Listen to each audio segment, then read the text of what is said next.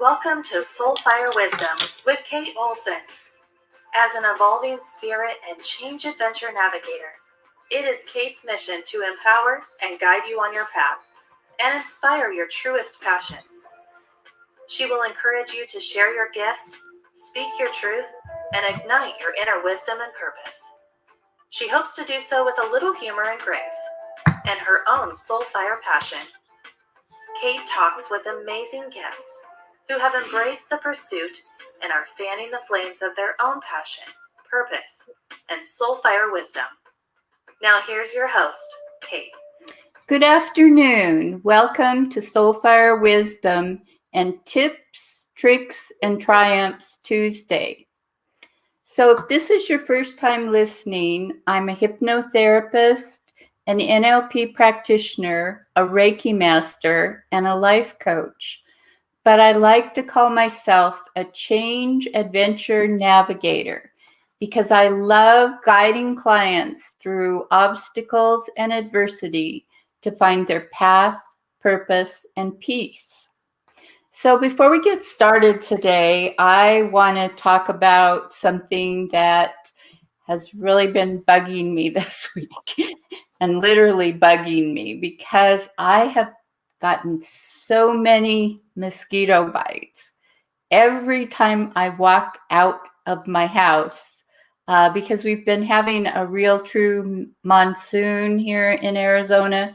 The bugs are terrible. And in the last week, I've gotten like a dozen bites. And the night before last, I couldn't sleep because they were bothering me so much. And I really don't like to complain about things unless I'm also willing to do something about it.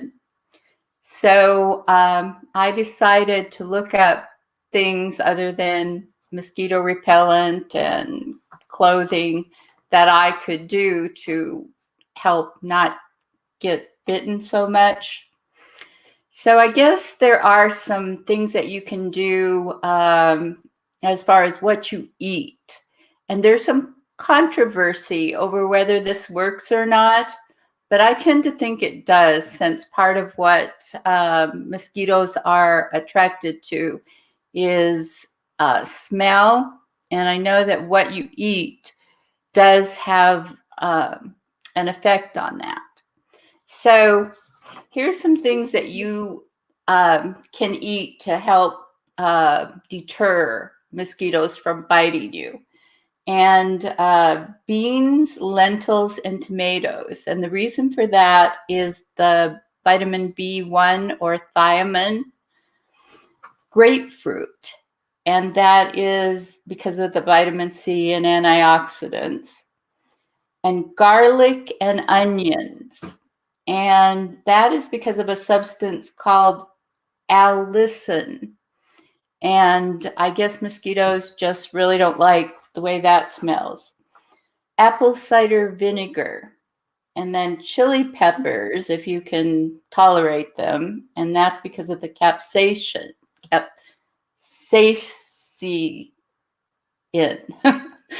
that's because of the heat-producing effect that has. And then there's lemongrass, and that contains citronella. So you can sip on lemongrass tea, and that would tend to, have mosquitoes avoid you a little more.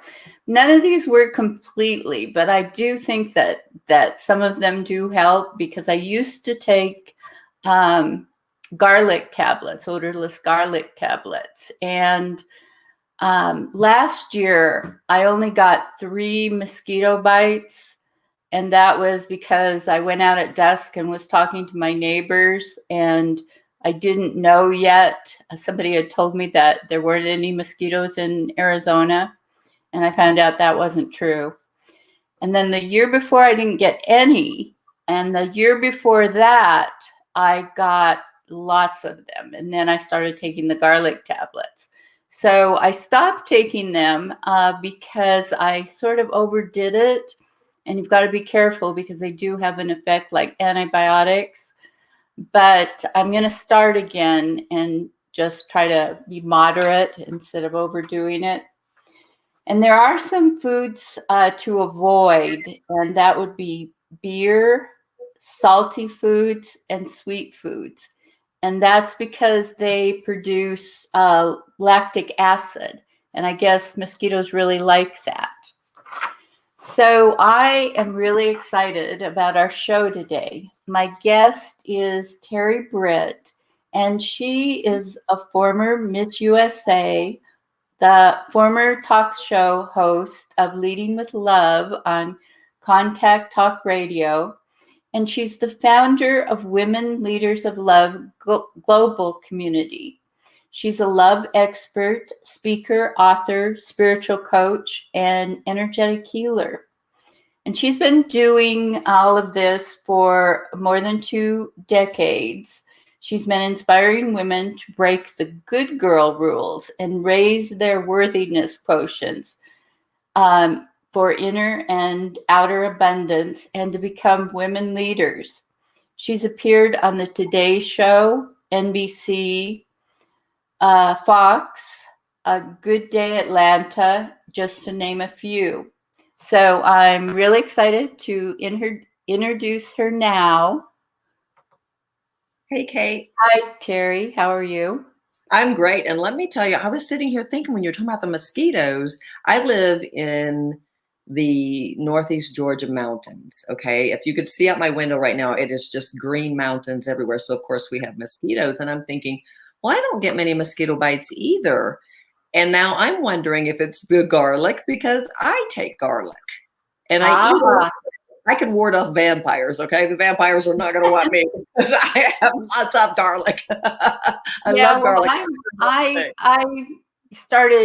was taking the garlic tablets, and then I got sick, and I started taking more of them. And I actually got thrush, and I didn't know why, because when I went to the doctor, he said, well, are you taking any antibiotics? And I said, no. And then when I thought about it, garlic is a natural antibiotic, and I guess I just kind of overdid it. Oh, wow. I've never heard that. Wow. Interesting. But thank you for having me here. I just thought that was a really interesting opening to share that information, because, boy, this is the time of year. It's hot and it's humid and rainy. Yes. I mean, I did talk to somebody in a different part of the country who was also having a mosquito problem. So. Yes. Well, thank you for that. To start out with, could you tell us a little bit more about yourself and what led you to your current path? Oh, it's such a long story. Let me see if I can put it in a nutshell. I was a kid who was always trying to win love. Okay. I remember at the age of 7 years old, sitting on my neighbor's front lawn. I'd gone over to see if anybody could play. There was no one home. There were no cars on the street. And I remember in that moment making a decision that I am all alone in this world. It was a very weird thought and decision to make at that young age. And so that became my filter, that I was alone. Well, who wants to be alone, right? I mean, nobody wants to be alone, especially as a child. So I found myself trying to always win love. It started with my dad, because he was the one who would say things like, you can be anything you want to be.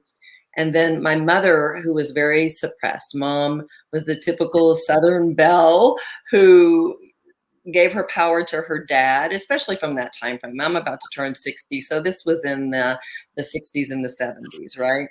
So I found myself just constantly trying to win daddy's love, because that's where I felt like I got his approval. Well, he would say, you can be anything you want to be. And he would help me create these big visions for myself. Well, what did that mean? It meant that I had to work really hard and I had to get myself on that hamster wheel. So that's what I did in school. It was getting the best grades, being the president of this, the athlete. I mean, doing everything, the overachiever. Okay. I was being like daddy. I mean, very much that male energy. And what I found is, instead of, I won a lot of accolades. I got a lot of, I graduated second in my class in high school. I won a lot of people's applause. But yet every time I got it, I might feel the sense of, oh, this is wonderful. And then the next sense would be, I got to do it again. Because it was an addiction, right? It was an addiction of wanting this love. And what happened is that addiction made me angry. It made me depressed. It made me feel as if I was never enough. So I, in spite of having it all in so many ways, it never felt that way on the inside. It was this sense of lack. And when I went to college, I followed my boyfriend because he was filling me up now, and it went from my dad to my boyfriend. So I followed him to a school that didn't have a broadcasting department, and yet I wanted to get into broadcasting. So I was very dysfunctional. I mean, everything was about looking for love out here. And I finally started getting so angry that I was trying to beat him up. I mean, nothing was filling me up. And then thankfully, in my second semester of my sophomore year, I was talking to a friend and told him how much I hated school because I was at a school that didn't feed my needs, right? And again, I was on that hamster wheel of trying to prove my worth and dean's list, that whole thing, and scholarship. And my friend said, where are you going? And I said, well, I have to. And he says who? And in that moment, I made a decision. It was like, okay, I'm done. So I went to my family. I said, I can't do this anymore. I'll let go of my apartment. I let go of my apartment, moved in at home, got a job that was in February, I think. In March, it might have been late January. In March, I ran into a former Miss Arkansas. I decided to be in Miss Arkansas pageant because I thought it might be an opportunity to get out of Arkansas because the Miss Arkansas pageant had been bought by a production company. I thought, maybe commercials, there's an opportunity. Well, I ended up winning Miss Arkansas. 2 weeks later, was shipped to Miss USA and then won Miss USA when I talked about drinking beer and dipping skull in the back of a pickup truck. I mean, that's Bob Barker said, what do you do in Cabot, Arkansas on a Saturday night? And I said, well, Bob, in the winter we stay at home, but in the summer we go to Tasty Freeze, sit on the back of my friend's truck. Guys drink beer, dip a little skull. My friend plays the banjo, and it's a real good time. And then I won. And I had short brown hair. And so a seed was planted that night that said, when you stand in your truth and you follow your heart, miracles show up. But it took a long time for me to really capture that and understand it. It took years. It really took until I became a mom. And then I found myself putting those same old beliefs that you have to achieve. You have to be the best in school. I started putting those feelings onto my kids. And every time I did it, and there was this resistance, right? It was resistance with my kids, resistance with myself. And I finally said, this doesn't feel right. It doesn't feel right. And then my dad died in 95, and he died a broken man. He had lost everything in bankruptcy. And, he was my hero, right? I wanted to win his love and approval. And when he died, I got into therapy, and my therapist thankfully said, you need to get into meditation. You're wound really, really tight. So I did. And I went into meditation at a healing school, and my whole world opened up. And that was back in the mid-90s. So I learned about energy, how we project energy through our thoughts and our feelings, and really started allowing that to guide my life. And here's what was so cool. This is what I think I love most about my journey is I'll never forget in this healing school, our teacher said, you're going to meet your healing master. And you're going to go in meditation. You're going to call in your healing master. And then you're going to ask this energy its name. So I'm just following the guidance. And I see this energy come in because I was also working into being a clairvoyant. And this energy felt like it was a guy in a tuxedo with a crazy sense of humor. I mean, I was laughing watching him in my mind's eye. So I said, what is your name? He said, Michael. And I said, okay, because I wasn't into angels at that time. Well, at that same time, the movie Michael came out with John Travolta. Well, I kept going to see it. And my girlfriend, who was Catholic, who was in the healing school with me, she says, don't you find it interesting that you keep going to see a movie about Michael the Archangel and your healing master is Michael? And I went, oh, And so Michael became my best friend. And now, remember me saying that when I was 7 years old, I felt so alone. I no longer felt alone. And I was raised in religion. I was raised Southern Baptist, but I never felt like I had access to anyone on the other side. I didn't feel that I was worthy of of having that kind of love and support. Well, let me tell you, when Michael showed up, oh my gosh, it became this wild adventure, and then started opening up to other guides, and it's been magical. So to have that experience of feeling so much lack and being alone and not feeling loved, to feeling so loved and so adored and so protected and so connected, has been the greatest gift of this journey. And it's what has caused my anger and my judgment to go away, because as I have loved myself and opened up to connect, right, I feel peaceful. I'm trusting. And that, oh my gosh, is the biggest thing, right? It's to be able to trust, right? Definitely. Well, I think you've described, I think you've described the journey of a lot of women, really. So this past year and a half and going forward has been like total chaos for all of us. How have you fared through COVID and the pandemic? I actually can say I am more at peace in my being than I've ever been in my whole life. First off, when we shut down everything for that 6 weeks or so, it was the most joyful time for my hubby and me, because we have a coffee company that he's always working at. So we were cooking together. We were hiking together every day in the woods with our dogs. So when it was over, I was like, no, I don't want it to be over. I was like, this is so good. And then I started working on I have a new digital program called the Worthiness Quotient, Claim Your Crown, Lead a Life You Love. So I was working on that and just being creative, right? When I found myself getting what I call lit up by my outer world circumstances, whether it was division, whether it was politics, because there's been so much of it, right? Yeah.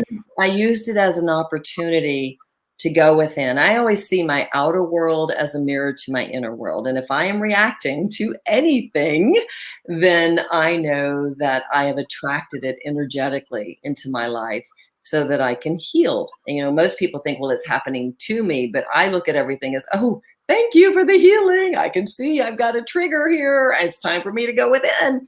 So my world is all about daily. Am I being triggered? And if I am, let's clean it up so that I can get to my truth. Because if I'm getting triggered, I'm not standing in my truth. There's something that is feeling suppressed, and so I look at it as that. And then also, how can I create? So it really comes first for me. What am I creating in my life? And of course, my whole mission is peace and joy and passion and playfulness, right? And so if I'm creating that, then what's getting in the way of it? So I pay attention to my outer world and let it take me into my inner world. And so that's what I've done. But that's what I always do. I've been doing that since the 90s when I got into that healing school. So it wasn't anything new for me, other than new triggers came up that I had not experienced before. So I know a lot of people probably wonder, what was it like being Miss USA? Well, obviously it was a great honor. It was interesting. I was with this guy that I'd followed to college. We ended up breaking up. I thought I was going to marry him. I then met Wayne Newton, who at that time was like Mr. Las Vegas. We began dating. So I had these two lives going on as Miss USA. I had the one who got on a plane, flew into Fargo, North Dakota, got picked up in a stagecoach, went to J.C. Penney's, who was one of my sponsors. I think we did that in Fargo. I'm kind of mushing them together. And, sign 500 autographs, host a fashion show, get in the plane and go somewhere else, right? I mean, that was the job of Miss USA, which is very exhausting. And, you would think you'd get to see a lot, but you only see a little because you're getting on a plane and going somewhere, doing your job and leaving, just like somebody who sells pharmaceuticals, right? You don't really see the area. It's a job. The fun part was when I was dating Wayne, because I would zip off, he'd, send a plane for me or rent a plane for me, and I'd zip off in the middle of the night and go see him. for a couple of days and have getaways. And it was almost this clandestine thing because he was separated from his wife at that time when I met him, but they were not divorced. So the Miss Universe people had threatened to take my crown away if I saw him. So I was one of those queens.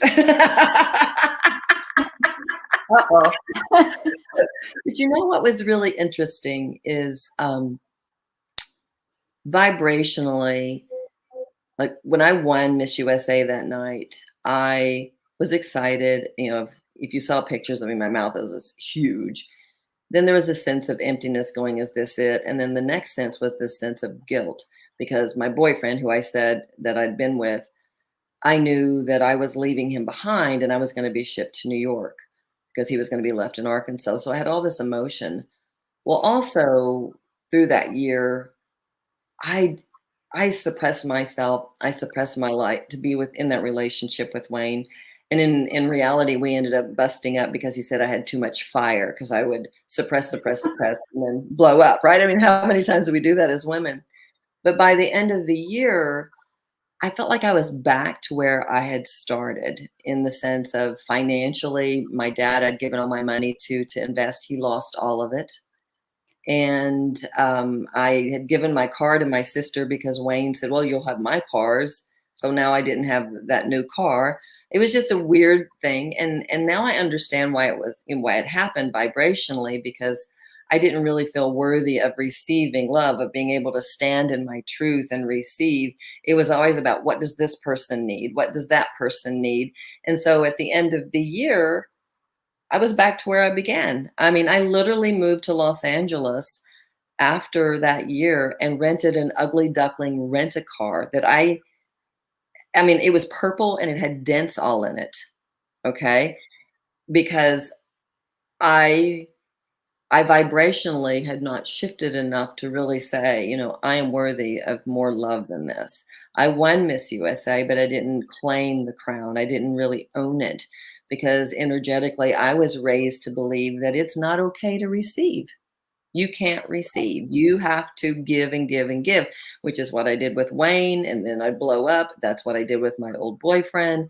And then that's what I was doing in my marriage with my family and my kids. I was doing the same thing. I would give and give and give and didn't know how to receive. I didn't feel worthy.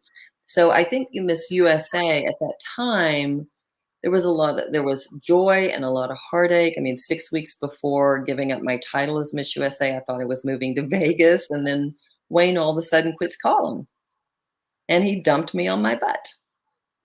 So the day before, he sends me flowers, but yet he won't take my calls. I threw them in the trash.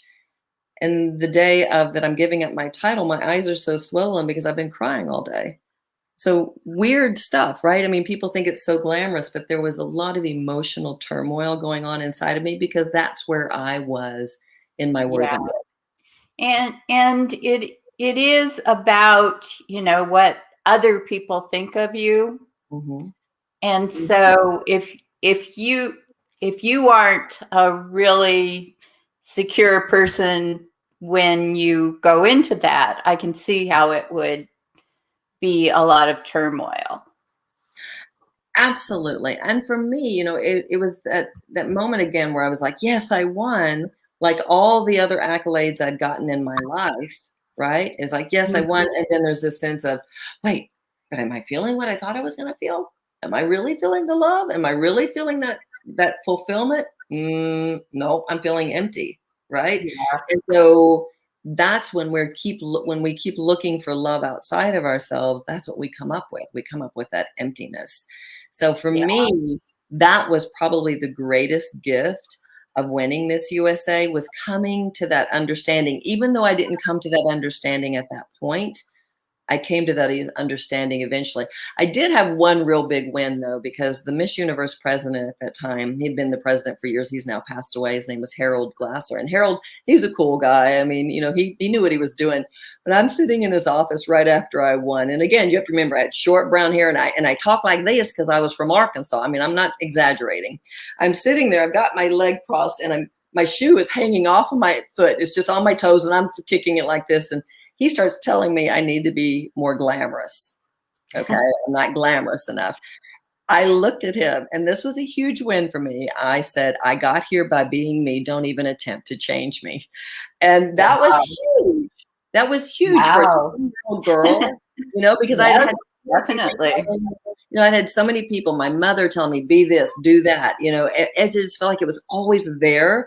So that was as big a win probably to say something like that to this man as anything that I could have done.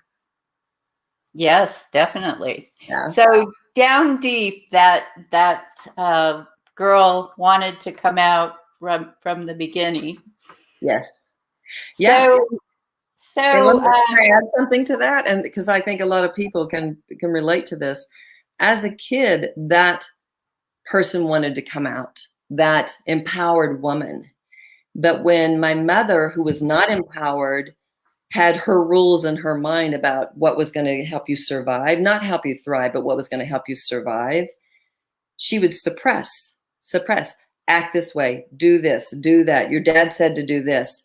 And so this is what we do as women. That in itself was what made me keep looking for love outside of myself. I wanted to be this empowered woman. She even said I became the mother at 7 years old.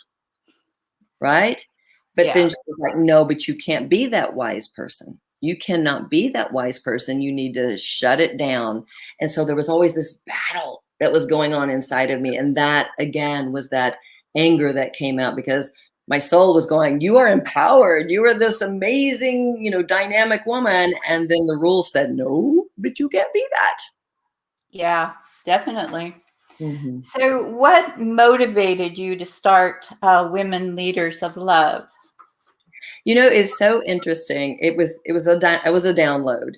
I was at a class I was taking on writing an enlightened bestseller. Small course. It was about 7 years ago, I think it was. Marcy Shimoff, who is I think the all-time #1 nonfiction best-selling writer, because she did all the Chicken Soup for the Women's Souls, put those together. She was a teacher, and she's actually a friend of mine. So I was talking to her, and I said something about women leaders of love, because my work had been focused on moms. I'd written a award-winning book called The Enlightened Mom, but it was now transitioning not just from mothers, but to women who are the nurturers of the planet. We are the mothers of the planet, right? And I said something about this message just came through, Women Leaders of Love, and she looked at me and she goes, if you don't go get that URL, I'm getting it. So I'm like, oh, okay, because it just kind of came out of my mouth, right? You know how you had those conversations and it's like a download? So I went and it was available. I'm like, okay, I'm grabbing it, And so I grabbed it. She goes, you're kidding, it's available. And I'm like, yeah, it's available. So I just kind of sat with it, right? I didn't really think anything about it.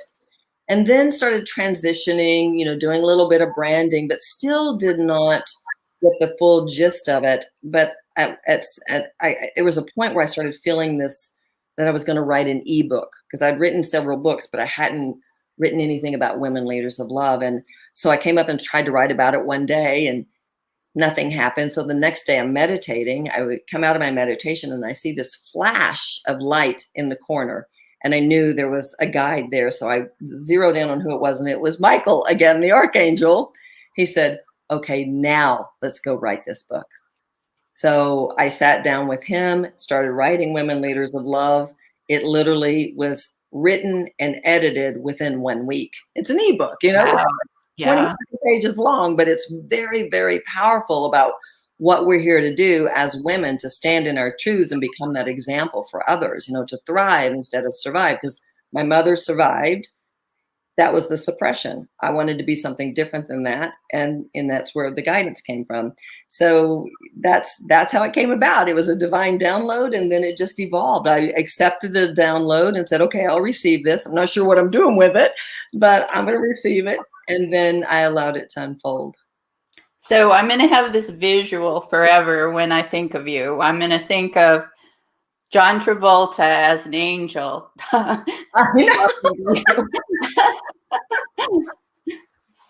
It's so true, because Michael, to me, and I work a lot with Mother Mary. I work with Christ, who I call Jeshua, which was his real name. And, and so I work with these beautiful, loving energies, and I call them my counsel. I sit down on my couch when I meditate. They are all sitting there with me, and I never know who's going to pop in and say something. But as soon as I hear it, and it's my voice that I'm hearing in my head, but there's a knowingness that who it is that's talking to me.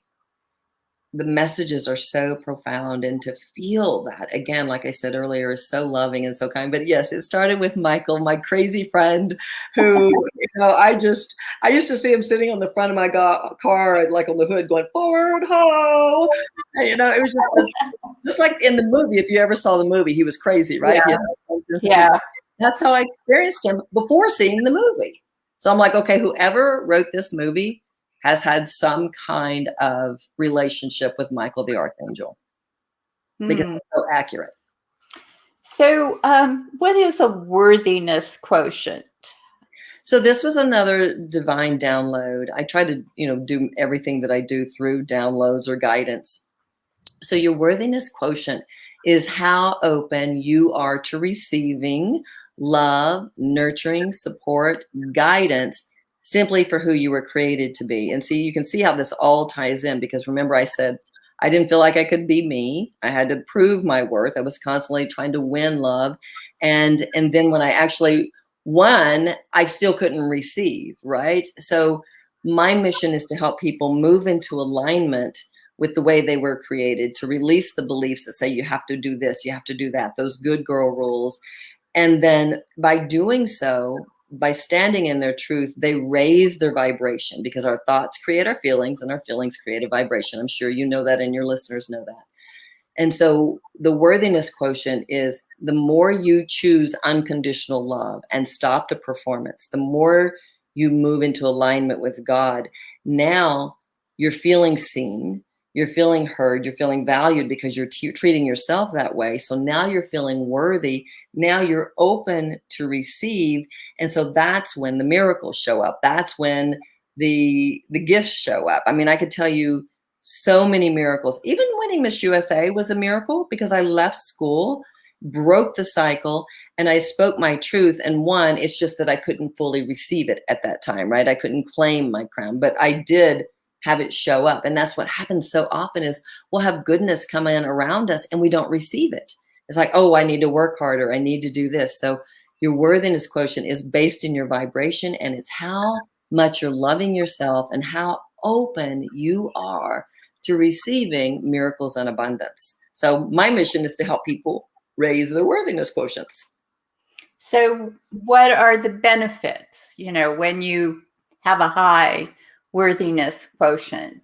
Well, what we now know, science tells us that whatever thoughts you have create feelings, and those feelings emit a vibration. So if you're emitting a vibration that says, I have to perform, or I have to work really hard to get life's rewards, I have to deny myself in relationships like I did, what you're actually doing is you're putting yourself at a low vibration.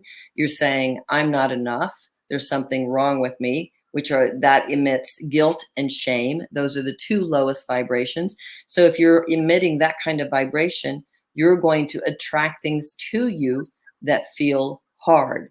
Life is going to always feel like you're working yourself to death. You're living on a hamster wheel.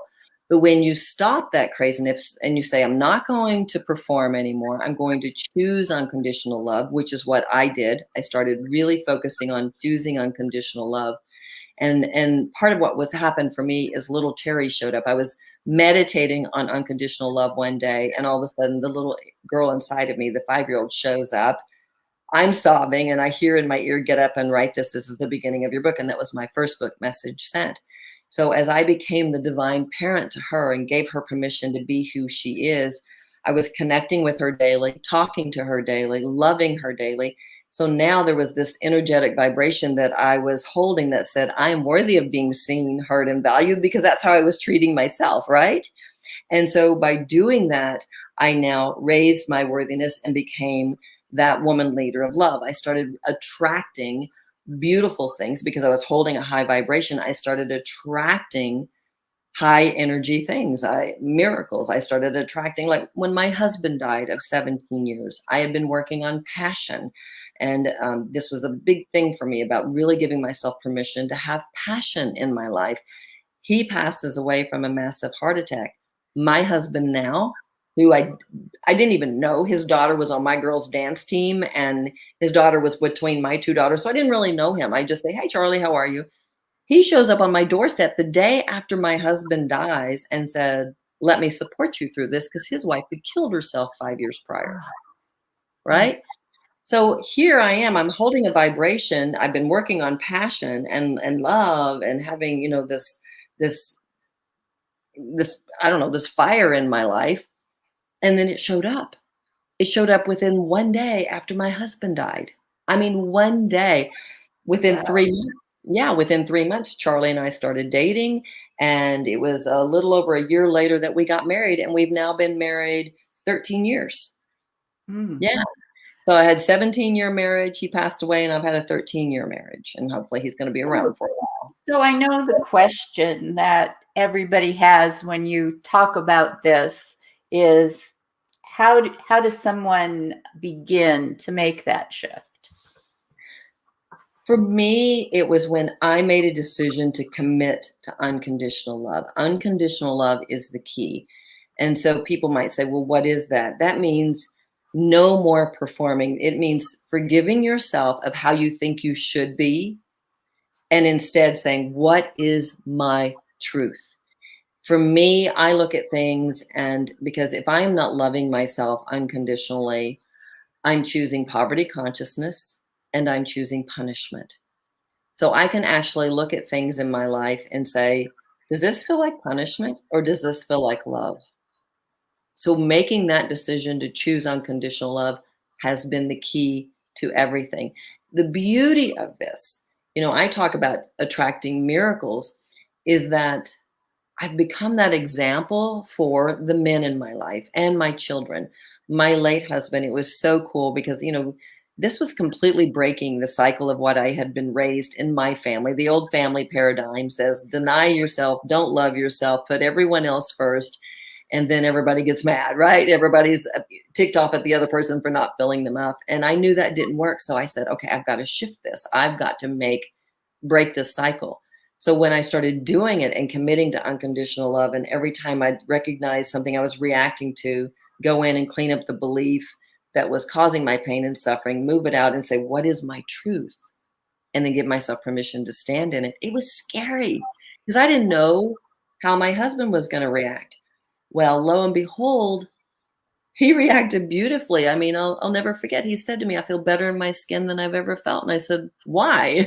And he said, you forced me to it. And I said, how? And he said, when you quit caretaking me, meaning doing the dysfunction, he said, to find yourself. He said, it forced me to find myself. And now I feel better in my skin than I've ever felt. And I'm Wow. thinking, wow, that's Great. right. Yeah. And then my husband now, Charlie, we got together, with the intention that we were standing in our truths. I mean, I remember sitting in the bathtub one night talking to him on the phone when we started dating. And he said, I tried to be the perfect husband. And he was married for 17 years. I tried to be the perfect husband for 17 years. And then she killed herself. He said, what I know now is I can only be me. And I'm thinking, yay, because I didn't have to go through that transition because my first husband, it was that old paradigm of the family and then switching it. Well, Charlie and I took a stand for really being in this new family paradigm, an enlightened family. But what was so interesting is took several years. One day he came to me downstairs. I was meditating. He'd been up in his office and he said, because I knew you loved me. He was crying. He goes, I knew you loved me. He said, but until you taught me to love myself, I could not receive your love. And now I do.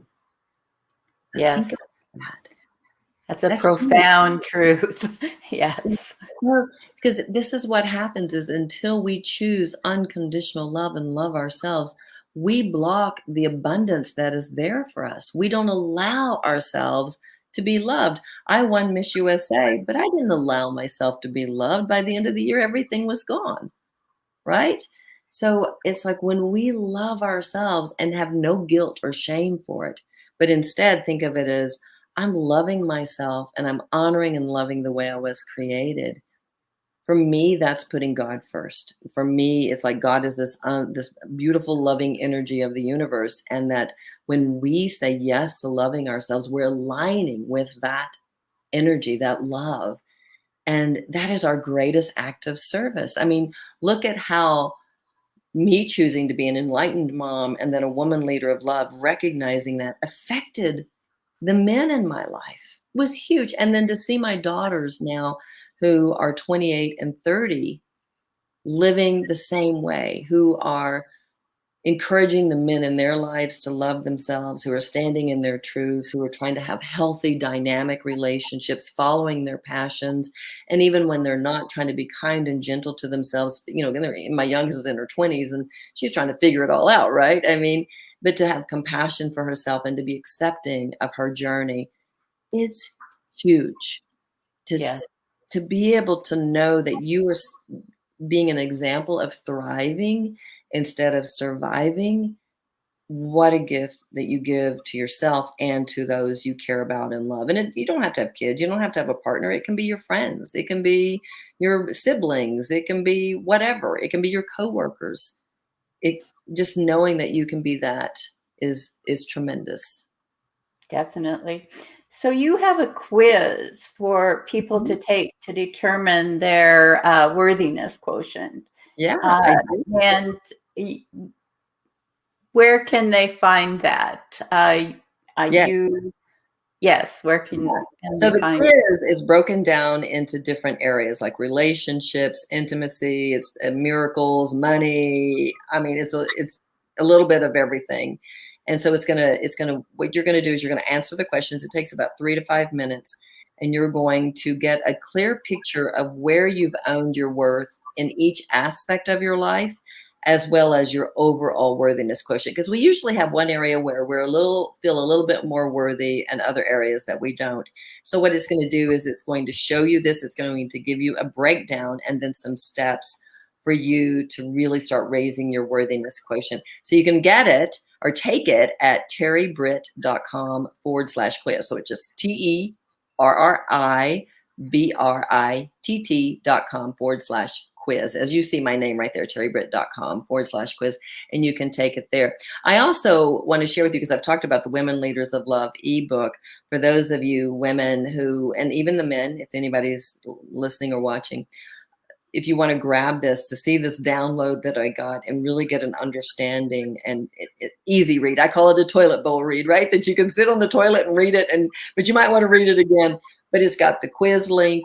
It's got my masterclass, free masterclass in there, the Worthiness Quotient, that you can really hear the stories and the miracles that showed up and what I did to shift the consciousness. Because I think it's really important to understand that. I had this one woman, I shared it in a live talk, and she says, I've never had anybody explain energy to me that way.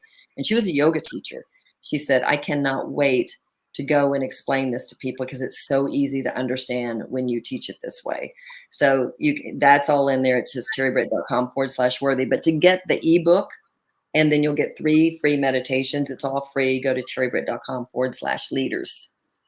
Okay, great. And in case you forget that, it's also posted on the Soulfire Radio website under guests. Scroll down to Terri's name, and both of her gifts are also posted there. So Thank you. You can link to those. Yeah. So why is it so important, especially today, for women to recognize their worthiness and assume leadership roles? What I've seen in my own life, I mean, you've heard how I shifted and it affected my family and my husbands and my kids. We are in a state of lack in our culture. This is one reason why there's so much division, you against me, because people are in this state of not receiving. If you look at someone who's in a peaceful state, who is receptive and feels loved and nurtured, they're not blaming people around them, right? They're looking at everybody with compassion and kindness. I mean, I'm not talking about somebody who makes a ton of money, who's killing themselves. I'm talking about somebody who feels at peace, who feels they're not alone, who feels that every need can be met. I mean, you're looking at someone like that. That person is not going to be pointing fingers. When we look at everybody who is pointing fingers, it's because they're in lack. Lack is based in a lack of worthiness. Okay. If you feel worthy, you're not going to be in lack. You're going to be in a state of trust. And in that state of trust, you're going to be more peaceful, more passionate, more playful. You're going to feel more fulfilled. Your relationships are going to be better. But right now, we are seeing a mirror from the outer world to what's going on in our inner world. We are in lack. And it's up to us to change this. If we want this outer crap to change, we gotta have to make the decision to heal. We have to make the decision to say, you know what? It's time for me to look at myself. It's time for me to learn some tools. It's time for me to pay attention to my outer world and how I'm reacting, and make it my mission to go within and love myself unconditionally, so I truly become the change I want to see in the world. This is why it's so important that we become women leaders of love and raise our worthiness quotient so we thrive and become that example for others. Yes, great. So this is kind of an off-topic question, but Okay. I've been asking everybody for a while now. So what has surprised you most about life so far? What has surprised me about? I think it would probably be that life is really fun when it's an adventure. I was a control freak for most of my life, in my younger days, and I always wanted to know what was around the corner and had to control that. I didn't understand what it meant to be on this grand adventure. For me now, I understand that I don't need to know what's around the corner. I can set my intentions. I can put my heart out there, what I would like to create, but I can tell you that no matter if it's actually created or something else comes up, whatever it is, it's always exactly what is needed in that moment. So I think that's it. It would just be, I love adventure, and I realize how much I love adventure in every aspect of my life. I hear a lot of people saying, well, I can't go on an adventure right now because the travel is so restricted. I'm like, go on an adventure to your heart. Go on an adventure, to spirit. Let the universe, support you and be on this grand. I mean, I've had so many crazy experiences through spirit that it's like when I don't have them, I'm like, oh, I'm needing a new aha or something, because it's just so much fun to have that experience. Yes, definitely. You agree? Do you have that? I know. Yes, I definitely do agree on that. Yeah. Yeah. I noticed in your opening, you talked about adventure, and I thought, yeah, I can completely relate. Yes. So if you could leave listeners with one thought from today's show, what would you want that to be? Stop the performance and choose unconditional love. Pay attention to where you're performing. If you are trying to win other people's love and approval, if you're trying to prove your worth, check in with your mind chatter and say, I don't do punishment anymore. I don't choose poverty consciousness. I choose love, and I'm stopping the performance. That is where you'll see the shift. Okay, great. And I know you already said it, but for just again, how can people connect and find out more about what you're doing and Women Leaders of Love? So I would really get my Worthiness Quotient Breakthrough Bundle, which is my Women Leaders of Love ebook with 3 guided meditations to help you get a clear picture of what you're here to do is for purpose and standing in your truth. So that's terribritt.com/leaders. In that, you'll find my quiz link. You'll find the masterclass link. You'll even find my Worthiness Quotient digital program link. So if you want to check into that, you can do that. And if you don't want to get that ebook and everything, just go take the quiz, terribritt.com/quiz, or just go to terribritt.com and see what we're doing. We also have on Wednesdays on Facebook on Women Leaders of Love, we have our Women Leaders of Love Own Your Worth Wednesdays, where we come in and I take questions, we do healing. It's really fun for women to come together and be supported. Great. So thank you so much for being here today and Thank talking you. about this. I feel like it's just a really important topic and something we need to do as women. We do. And we do. And I think more than ever, we really need to claim this power within us, that we have the power to help make the shift on the planet that we're needing right now, because we are the nurturers. But people see that we as nurturers don't receive, and that's why nobody's receiving. But when we say, yes, it's okay to receive and love myself unconditionally, we change the paradigm. Yes.